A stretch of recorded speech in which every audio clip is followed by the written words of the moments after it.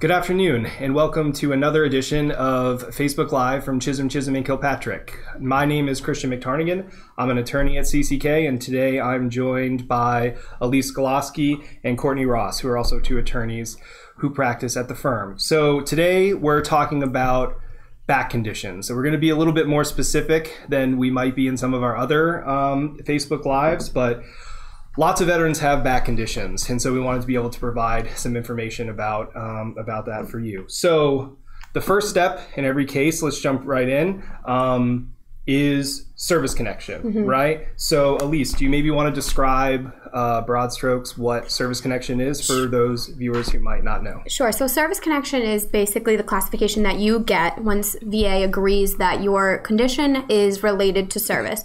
You need to establish service connection before you can start receiving benefits from the VA. So service connection, there are three elements, right? So the first element is in-service occurrence, right? What does that mean? So it's basically any injury, any illness, or an event that happened in service. With back conditions, it's usually an injury, but it could also just be pain that you started to notice in your back in service. Both of those two examples would qualify. All right, so that's one of the three. And then we kind of jump ahead a little bit. The second is current diagnosis. Yes. Right? So you want to describe a little bit what that means? Yeah. So it's more complicated than you might think. It is. So because there are some changes in VA law recently, but a current diagnosis, an example of that is if you're diagnosed with arthritis. But you don't actually always need to have a diagnosis now to get service connected. There is a new case called Saunders v. Wilkie, which establishes that. So you could just have back pain that causes functional loss. That could qualify. But so basically think of it as a current condition, a current disabling factor that you have.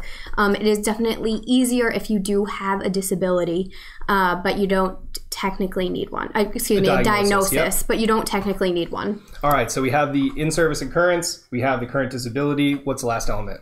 Last element is the nexus. So that's going to be what ties those two things together. Typically, you will need a medical document that is saying that what happened to you in service is related to what you have now. All right, so we've sort of talked about the elements of service connection. Courtney, do you want to put it in like a real world example for us? You want to give us a hypothetical of a fact pattern that might lead to service connection for someone's back condition? Sure, absolutely. So in a lot of cases we see where a veteran has actually experienced a specific injury in service. So, maybe the veteran works on airplanes as some kind of mechanic, which means he or she is climbing up on the wings of an airplane. They may have fallen off the wing, resulting in a back injury in service. Perhaps there's documented complaints of back pain in service, or just documentation showing this injury. Fast forward to today, the veteran still has complaints of back pain or an actual diagnosis of a back condition. And then the veteran's able to obtain either a VA examination or perhaps a private medical opinion that shows that the current back diagnosis or back pain is due to that injury that he or she suffered in service, so the fall off the wing of the airplane. So those are some perfect facts. So in our practice, they don't ever quite fit in that box, but that would be really great. So we're talking about back conditions in general, right? So what type of back conditions? Elise, you mentioned arthritis. Any other common back conditions that people might have from their service? Yeah, you could have maybe like a muscle strain or a lumbar strain. Or as we had said before, you could just have back pain that doesn't have a diagnosis. Sure. I would just add too about service connection. Veterans can also be service connected for back conditions that maybe not are directly related to service. So you can also be service connected for back conditions that develop secondary to already service connected conditions. So just to give you an example to put it into context, if you have a veteran whose knees are already service connected for disabilities, and maybe the knee condition results in the veteran having to favor one side, which means, they have an altered gait and they've had the altered gait documented for many years. Sometimes that can lead to the development of a back condition, and the veteran can also get service connection for that condition secondary to the already service-connected knees. So even though the back isn't due to an in-service event, because it's due to a disability that is related to the veteran's service connection is still warranted. All right, so once you get service connected, the next thing that VA is going to look at, hopefully, right, is how bad is your back? How severe is it? So, Elise, you want to start off talking a little bit about how VA would rate a back disability? Yes. So typically what they will do is they're actually going to look at how your back disability limits your range of motion. So what is usually going to happen is you're going to attend what's called a VA examination or a compensation and pension examination, and they measure how far you can bend your back. With a thing called a goyometer, right? It's this little like protractor device that shows literally how much you move. Anyway, there are diagrams that it looks just like a math test almost. So they measure how far you can bend forward. They'll measure how far you can bend from side to side, and they actually have a rubric that they use based on how far you can bend to see how severe they consider what your back disability is. It's not the only way they're supposed to rate your back, but that is the main way they rate how severe your back disability is. So I think you have the rating criteria right in front of, I do. Right of you. So what would it be for a 10%? How limited would a veteran's range of motion have to be in order to get a 10% rating? I always have to look. I don't know off the top of my head. It is, because it is like a math rubric. So you're looking at forward flexion of the back greater than 60 degrees. So again, that's and not greater than 85 degrees. Okay. So again, that's how far you can bend forward. And there are also, in the same diagnostic codes, has to do with your neck, which is not what we're going to discuss today, but just to be aware of, it's the same diagnostic code. And then they combine your ratings based on how far you can move this way and move that way. There's a combined range of motion for the back greater than 120 degrees, but not greater than 235 degrees, or they're looking at your muscle spasms, whether you're guarding, whether you have localized tenderness, whether you have an abnormal gait. So there's a lot of things that actually go into a 10%. And the reason why we are reading off of this is because it's so technical. Sure. But another thing that you could consider with a 10% is it is also the minimum compensable rating for a back disability. So based on VA law, if you have back pain, even if it doesn't prevent any type of range of motion, under the regulations, you are eligible to get a minimum compensable rating, so long as it's service-connected, which is 10% for the back. So that's another avenue to get at least a 10%. All right, so you talked about how just having pain and a back disability can get you 10%. The regulation is section 4.59. And you've also talked about how if you literally can't move your back within those certain degrees, you'll be able to get a 10% rating. Yes. Courtney, what other ways can a veteran get rated for their back disability? Yeah, so pain is an important part of the actual measurement of the limitation of motion. So if a veteran, so they use forward flexion a lot, as Elise just covered. So maybe a veteran has forward flexion that fits that 10% rating, so greater than 60 degrees, but not greater than 85 degrees. So they can actually physically bend forward that much. However, they get pain before they actually go that far. So let's say, so the 20% rating here says that it's forward flexion greater than 30 degrees, but not greater than 60 degrees. So if the veteran could bend far enough, that fits the 10% rating, but when they when they bend forward and they get pain that fits within the measurement for the 20% rating, they'd actually be entitled to that 20% rating, not the 10%. Absolutely, and that's a concept referred to as functional loss. So people who, veterans out there who have gotten rating decisions or board decisions, they might see the concept of functional loss, and that's what's trying to be elicited by where pain starts, right? You're supposed to get a rating that's consistent with how anatomically far you're able to move your back, but also how your functional abilities are limited based on your back disability. And you also alluded to the fact that they're supposed to look at functional loss. One of the common mistakes that I think we see in rating decisions, in some of the board decisions we look at, is the VA's failure to consider that functional loss and going solely off how far a veteran can literally move.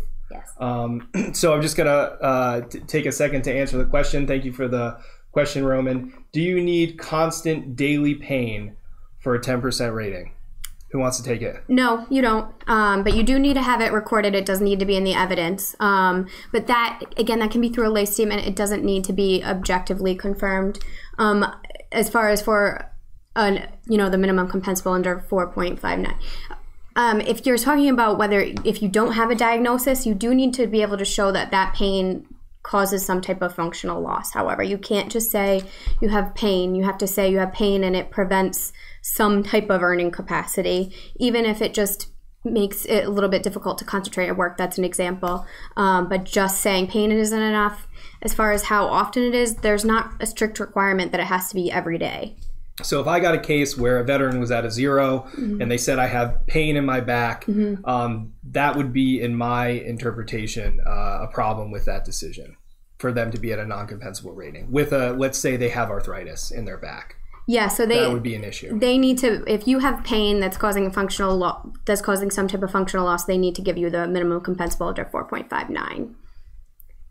So we talked about some of the common mistakes. I think we're going to come back to that. But one thing that I wanted to touch upon, or wanted us to touch upon before we get too far into that, is compensation and pension examinations. Because C&P examinations are incredibly important in VA law, incredibly important in how VA will rate your disability. So do you want to start in talking a little bit about, Elise, how compensation and pension examinations work? And then Courtney, do you want to, after that, talk about what a veteran can do if they get a VA examination they don't like? Yeah, so as far as what they test? Yeah. Sure. So like I said, they are going to test your range of motion. They might also ask you some questions about how it affects you from day to day. They are supposed to be asking you whether it causes pain on weight bearing. There are some tests that they're supposed to be doing as far as that weight bearing. Sometimes that doesn't happen, but it should. They should be asking you to do it both range of motion after, just one single range of motion, and they're supposed to ask you to do it after 3 repetitive motions. They are also it's supposed to inquire as to how, if you get flare-ups of pain and how those flare-ups contribute to your functional loss. Say that when you're having a flare-up, you really can't move at all. That's supposed to be noted in the examination. Like I said, sometimes it's not, but it is supposed to be noted. So usually it is both an interview style along with them actually having you do physical tasks. It's typically not somebody that you've ever met before. So it is important to when they ask you about your pain, to be truthful about it. Don't exaggerate it, but also don't diminish it, because this is what the board is going to use to really rate your disability. So Courtney, let's say you go to an examination and you don't like the way the examination has come out, maybe for various reasons. You want to speak to that a little bit? Yeah, absolutely. So there's a few things you can do in response to an examination that you find to be unfavorable to the case. So one, as Elise just went over, there's a number of things that VA is supposed to be recording and documenting within these VA examinations. Most of the time, they actually have a VA form that they're using and checking off the information. So I think the first step is to, one, request a copy of the examination if you don't have one already, and then thoroughly review what's in that examination and what the examiner has checked off. Is VA required to send a veteran a copy of their examination? Not automatically, but if you request one, they will send you one. So like I was saying, thoroughly review the examination to make sure that the examiner answered all of the questions adequately in the examination and that it adequately represents what you, the veteran, feel like you reported to the examiner. If you don't, or there's, maybe the examiner provided an opinion and didn't really provide any rationale in support of why that opinion is noted there, you can submit an argument to VA noting and outlining for them all of the inadequacies of the examination. So maybe they didn't provide the rationale. Maybe they didn't document anything about the limitations during flare-ups, as Elise covered. Maybe they didn't adequately document when your pain begins, when they were doing the testing of the range of motion. So those are all things you can look for and submit an argument to VA pointing out. You can also, in response to the examination, go out and get your own development or own evidence to submit in response. So you can consider lay testimony, completing a statement or an affidavit to submit to VA that outlines the severity of your symptoms, and it can be generally, or you can specifically address the VA examination in that if you don't, again, feel like the examiner adequately or accurately is representing what you reported to them during the examination. You can also consider getting your own private medical opinion from a treating doctor or just an independent expert in the field who can review your file and provide or do an in-person examination of you and provide a separate report that you can submit to VA, again, to contradict that negative VA examination. One thing to keep in mind, just in light of AMA or appeals reform that was officially enacted back in February, the rules for when you can submit evidence have changed. So it depends on what review options you select and the timing. So not only whether you can or cannot submit evidence, but also the timing for if you can in certain lanes is drastically different than it was before February. So you want to pay close attention to that and make sure that if you do need to get additional evidence and respond to these examinations, that you can do so and that you select a lane option that will allow you to submit that to VA. So I don't want to make Alexa wait any longer. So we have another question, and I want to get your input on, both of your input on this. Would having an unstable knee that leads to falling be classified as a secondary condition for the back and the resulting nerve radiculopathy or radiculopathy or some sort of nerve impairment of that? So let's assume that there's a service-connected knee condition first. Yes. So what do you think, Elise? Yeah, so if your knee condition is service-connected, you could potentially get service-connected for the back and then get service-connected for the radiculopathy. So it's sort of like a link, right? Yes. The service-connected knee caused you to fall, which hurt your back, which caused a radiculopathy impairment, which caused the nerve problem, right? Yes. You're going to need medical examinations that say that this is... that make that or actual some sort nexus. Of medical evidence, something that's medical. Unfortunately, your attorney can't just say that, and as a layperson, you can't just say that. But it is a theory, so long as you get medical evidence to back it up, that you could get service connected for both. You would first have to get the back, and then you could get the radiculopathy. Anything to add, Courtney? No, I think that perfectly sums it up. Great. So we're jumping around a little bit. We started talking about, it's hard to talk about all of this in isolation. We started talking about some of the common mistakes that C&P examiners may make, some of the common mistakes that VA may make. One of them was not considering functional loss. Courtney, can you think of any others that you see commonly in your practice? Yeah, so like you said, one of them's not considering functional loss. Another one I see frequently is where there are multiple theories of service connection that the veteran has raised and the examiner's been asked to specifically address. So as an example, direct service connection, which we went over at the beginning, and possibly secondary service connection or service connection through aggravation. And a lot of the times the examiners will be asked to provide an opinion on each specific theory, and they'll only provide it on direct service connection, and they'll kind of ignore explaining why secondary or aggravation are not possible routes of service connection here. And then oftentimes the VA adjudicators will just see that note in the examinations and again provide the same type of rationale for denying service connection. And a discussion of causation is not the same as addressing possibly aggravation as a root of theory of service connection. Excuse me. Sure. And aggravation just means maybe makes it worse or causes it, right? There are two different ways that something can be aggravated. Yep. Aggravated and causing, aggravated and making worse, right? And that's often something that gets confused or overlooked. Anything else to add, Elise? I think we did touch on it a little bit before, but a big common mistake is both between the board and on the examiner, not just looking at your literal range of motion, but noting where your pain starts on that range of motion, and also the board noting that and taking that into account. Because in a lot of board decisions, they'll say, yes, he had pain at 110 degrees, but he could rotate all the way to 120. Well, they're supposed to be stopping at that 110, and those are just examples. So that's a very common mistake. Another is also in a VA examination, if they say that they're not going to opine on flare-ups just because it's based on speculation. A recent case called Sharp has said that they need to provide more information. They need to look back into their records and determine what your real functional loss on flare-up would be, not just say that you're not undergoing a flare-up during the examination. Because you're not required to have a flare-up during an examination. And the examiner's not required to get you into a state of flare, thankfully, during the examination. But they're supposed to consider what your life and your occupational life would be like if you were in a flare-up. And that's definitely worth reiterating, because those are the two, everything that you guys mentioned are some of the biggest errors that I see time and time again. And one way that they can figure out how, limiting your flare-ups are simply to ask you. They can just ask. And oftentimes they don't. They just note that you're not undergoing a flare-up and move on to the next question on the form. So that's an error. So we're circling back to something that Courtney had touched on. Roman has a question again. So how soon after a C&P exam can a veteran request the notes, and who do you ask?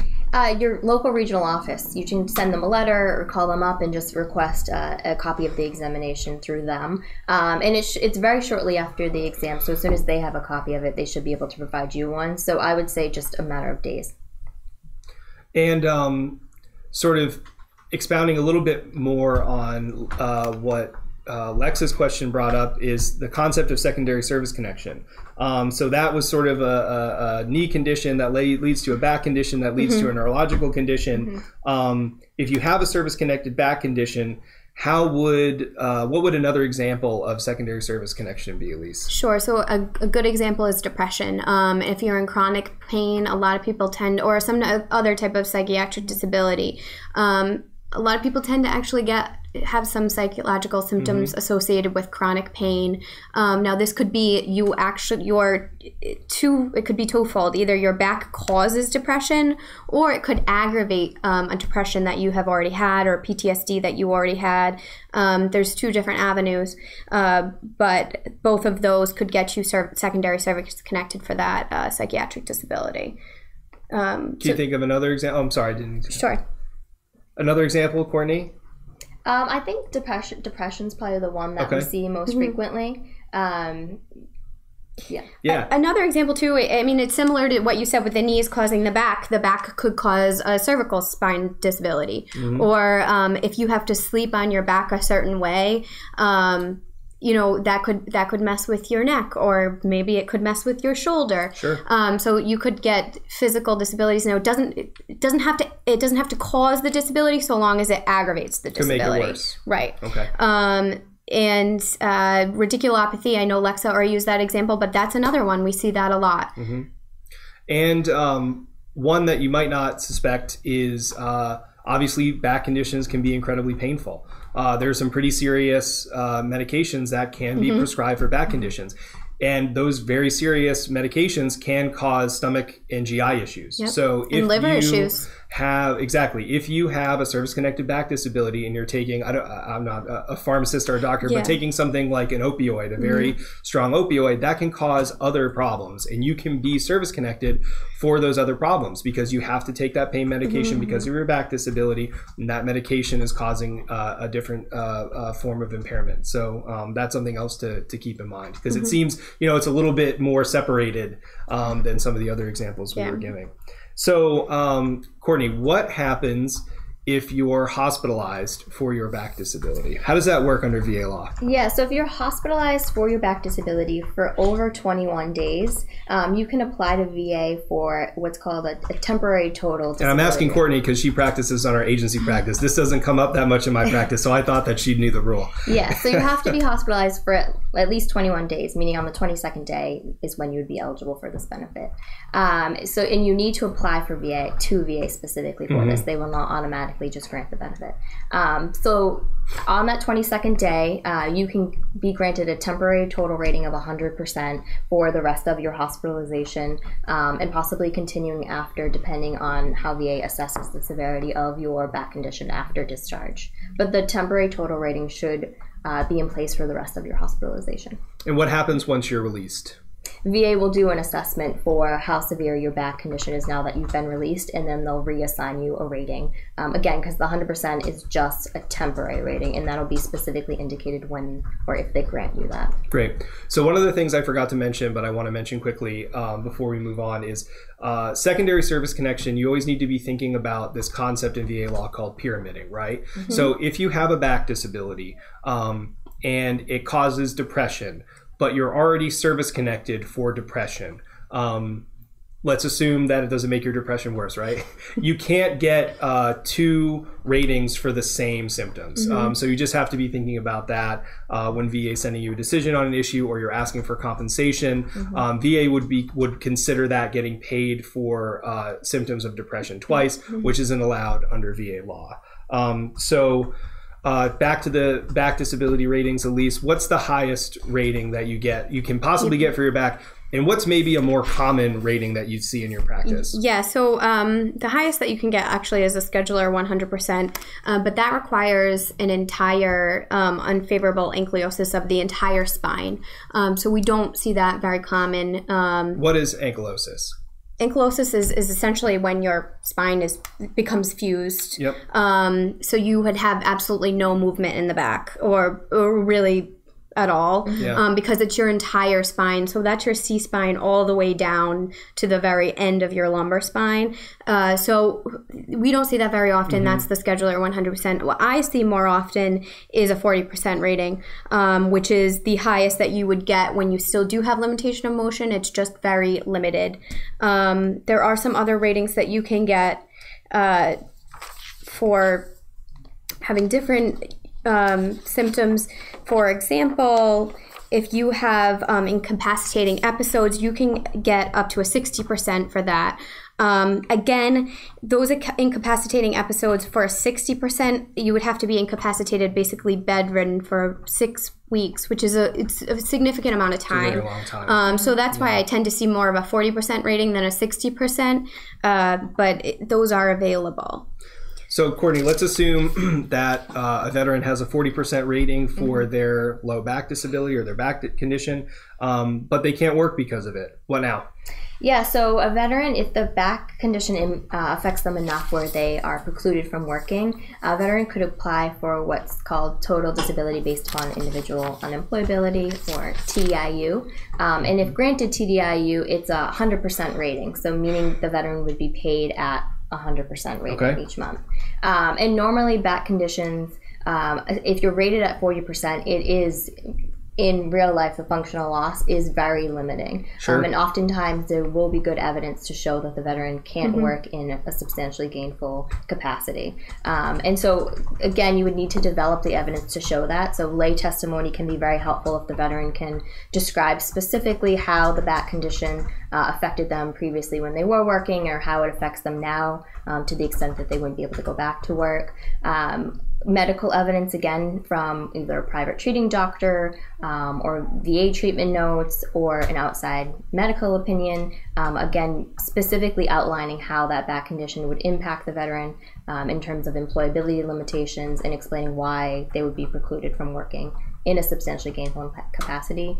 And if you can show that to VA, you can still get a 100% rating. It's just a different avenue to doing it without using the rating criteria that VA has outlined for the back. Yeah. Absolutely. Anything to add, Elise? No, I think that is a good thing to remember, actually, for any type of disability. It is definitely harder across the board to get a scheduler 100% than it is to get TDIU. I know we're not speaking about this today, but PTSD, for example, you have to be very severely disabled and with your psychiatric disorder to get 100% scheduling. Well, same with the but you might not be able to work. Same with the complete of the spine. Unfavorable ankylosis. So it's not easy, but an easier avenue tends to be TDIU to get a 100% disability rating than to get a scheduler, because remember, with those schedulers, they're only looking at a very mechanical application of your back versus how your back actually impacts you in your day-to-day life and your ability to work. Well, I think we've covered everything. Are there any last thoughts or anything left unsaid before we wrap up? No, I think the TDIU part is actually a perfect place to leave off, because like you said, I think that's especially important to remember and keep in mind, so that you can make sure that you're getting the highest rating that you're actually entitled to based on your functional law. Yeah, absolutely. So we have a question from Tom. I found doctors who do not want to do a nexus letter. What should I do? Is it... I mean, I guess it depends on the specifics of your case, or in terms of if it's your treating doctor or an outside expert opinion. You obviously can't force medical experts to provide an opinion that they're uncomfortable doing. Yep. I would maybe suggest trying a second opinion if you haven't done so already, maybe seeking out someone else who maybe is familiar with VA law or who is an expert in that, or an orthopedic expert if we're talking about a back condition, to see if a second opinion changes anything.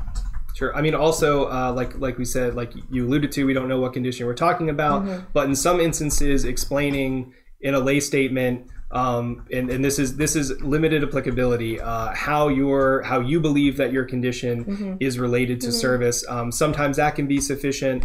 There's a lot of veteran-friendly rules that go into, or are supposed to go into, adjudicating veterans' claims. So that might potentially be another avenue that you could pursue. One other avenue too is if you are diagnosed with arthritis, you do have a potential to be able to establish, specifically for arthritis, to establish what's called continuity of symptomatology.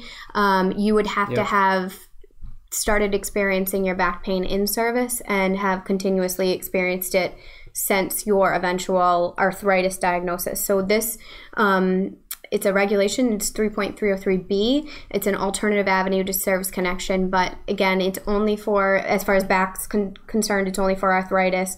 So if you have a lumbar strain, that wouldn't qualify for this regulation. And it's a hard burden to overcome, but it is absolutely legally correct. Thank you very much for all the questions, Lexa, Roman, and Tom. Those are all really great. It makes for a nice, active conversation. But I think we're all set over here. So I just want to say thank you for watching, and signing off from Chisholm, Chisholm & Kilpatrick.